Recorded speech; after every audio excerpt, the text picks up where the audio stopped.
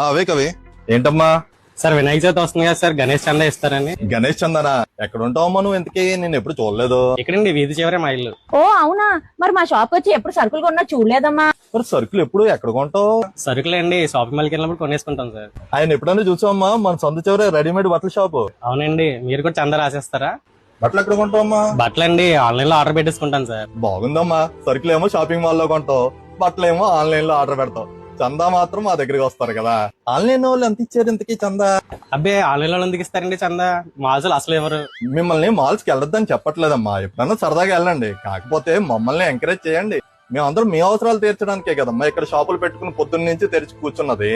ఎప్పుడన్నా మీకు 10 పరకో తక్కువ అవుతే పర్లేదులే అమ్మా, రేపు తీసుకొచ్చి ఇవ్వండి అని అంటామే తప్ప ఎప్పుడన్నా సరుకు అక్కడ పెట్టామంటావా? అయితే మాల్లో అయితే ₹1 తక్కువ వచ్చినా ఏ ఐటమ్ తీసేయమంటారు సార్ అని అడుగుతారు. అంతే కదా, అర్విస్తారు వాళ్ళు.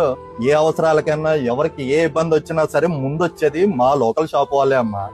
మన వీధిలో ఉన్న వాళ్ళు, మన ఊర్లో వాళ్ళు మన దగ్గర కొనకపోతే ఇంకెవరు కొంటారు? ఎక్కడో ఆన్లైన్ లో ఎవరో అమ్ముతూ ఉంటే అవి కొంటూ ఉంటే మన ఊరు ఎప్పుడమ్మా బాగుపడేది? మాకంటూ వ్యాపారం ఉంటేనే కదమ్మా మేము మీకు చందా రాయడానికన్నా, అన్నదానాలు గాని ఇంకోటి గాని రాయడానికన్నాని. సరేలే, అవన్నీ పక్కన పెట్టి ఎందుకు ఎంత చందా రాయమంటో చెప్పు. వద్దండి, మీ దగ్గర సరుకులు కొన్నాకే మళ్ళీ చందాకి వస్తాను. ఇప్పుడు బాగా అర్థమైంది సార్ లోకల్ షాప్ యొక్క వాల్యూ ఏంటో. దయచేసి మీ ఊర్లో మీ వీధిలో ఉన్న లోకల్ షాప్స్ ని ఎంకరేజ్ చేయండి ప్లీజ్.